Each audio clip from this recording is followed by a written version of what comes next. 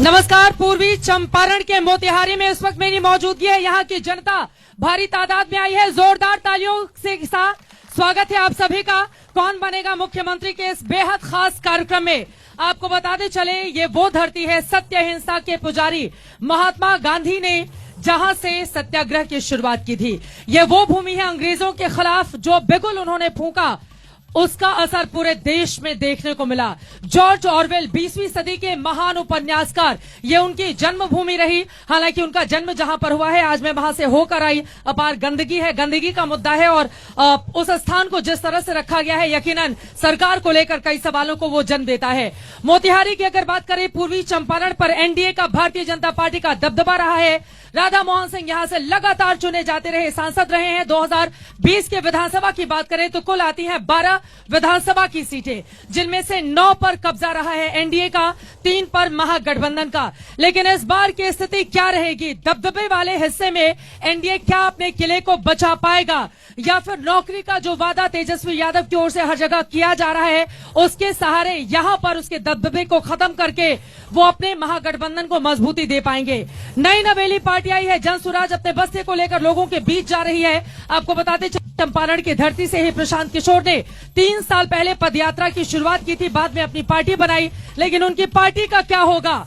Are या पार, 3 में या 13 में, कहां पर उनकी पार्टी खड़ी है? और इसी के साथ ही साथ कहा जा रहा है कि मोतिहारी में कुछ ऐसे निर्दलीय उम्मीदवार भी हैं जो दूरबीन के सहारे दूर तलक देखने की कोशिश कर रहे हैं। वो किसी का खेल बिगाड़ेंगे या अपना खेल बनाएंगे, ये बड़ा सवाल बना हुआ है। देखिए, बताने की जरूरत नहीं है, यहाँ पर उनके तमाम समर्थकों की भी मौजूदगी है। तो जनता से ही शुरुआत करते हुए और उसके बाद मेहमानों पर जाएंगे। लेकिन सबसे पहले तारुफ करा देते हैं उन खास मेहमानों का जो इस वक्त हमारे साथ मंच पर कौन बनेगा मुख्यमंत्री का हिस्सा बन चुके हैं। जोरदार तालियों के साथ स्वागत कीजिएगा। रवि त्रिपाठी, आप प्रवक्ता हैं भारतीय जनता पार्टी के, पहले पत्रकार रहे थे, लेकिन अब बिहार की राजनीति में आप जानते हैं पाला कैसे बदला जाता है, तो पाला बदल पत्रकार महोदय अब आ चुके हैं यहाँ पर मंच पर, नेताजी बन गए हैं। नेताजी बन के कठोर सवालों का सामना करने को भी बीजेपी तैयार रहे, क्योंकि यहाँ पर विकास क्या एक बड़ा मुद्दा है। दूसरी तरफ नासिर हुसैन जी, आप प्रवक्ता हैं कांग्रेस पार्टी के, कल भी देखा था आपने दमदार तरीके से इन्होंने अपनी बात रखी थी। अमरेंद्र सिंह जी, नेता जेडीयू के मंच पर हमारे साथ हैं, तालियां बजाइए भाई, सभी के लिए तालियां बजाइए। आरजेडी के नेता सुरेश सहनी जी हमारे साथ मंच पर आ चुके हैं। एलजेपीआर के नेता शत्रुघ्न कुमार हमारे साथ मंच पर मौजूद हैं। रवीश मिश्रा जी, आप नेता जनसुराज के हमारे साथ जुड़ चुके हैं। और दिव्यांशु भारद्वाज, आप निर्दलीय उम्मीदवार हैं, हमारे साथ मंच पर मौजूद हैं। अब इतना ज्यादा जब तालियां इनके लिए बज रही हैं तो इन्हीं से शुरुआत कर लेते हैं। ये दूरबीन जो आपका चुनाव चिन्ह है लेकर आप आ तो गए हैं, लेकिन दूरबीन से दूर दूर तक तो आपको बीजेपी ही नजर आएगी, उनका ये गढ़ रहा है। तो आप अपना खेल बनाएंगे या दूसरे का बिगाड़ने का काम करेंगे? हम दूसरे का खेल बिगाड़ने में विश्वास नहीं करते हैं। ये दूरबीन जो है, इस दूरबीन से मोतिहारी में जितने भय और भ्रष्टाचार फैलाने वाले लोग हैं, उसको हम लोग आने वाले समय में खोज के निकालेंगे और उसका परमानेंट ले जाके गया में पिंडदान करने का काम करेंगे।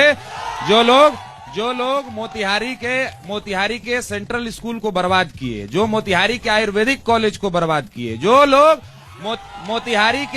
मोतिहारी के नौजवानों को खेलने के लिए एक स्टेडियम था, आज मोतिहारी के नौजवान रोड पे घूमने के लिए मजबूर हैं और आज तक स्टेडियम एस्टेब्लिश नहीं हो पाया, उन लोगों का हम लोग गया में पिंडदान कराएंगे। जो लोग एक गांधी जी के नाम पर एकमात्र चीज मोतिहारी में मिली, ये सत्याग्रह की भूमि है। देश को आजाद कराने में इस भूमि का योगदान है। एक सेंट्रल यूनिवर्सिटी नीतीश जी ने जबरदस्ती कपिल सिब्बल से लड़के मोतिहारी में एस्टेब्लिश कराई। क्रेडिट खोरी के चक्कर में आज तक गया और गुजरात का बन के तैयार हो गया है। 10 साल पहले महल की तरह खड़ा हो गया, मोबाइल पर कोई निकाल के देख सकता है। और मोतिहारी का केंद्रीय विश्वविद्यालय क्रेडिट खोरी के चक्कर में भाड़े के मकान में चल रहा है। भाड़े के मकान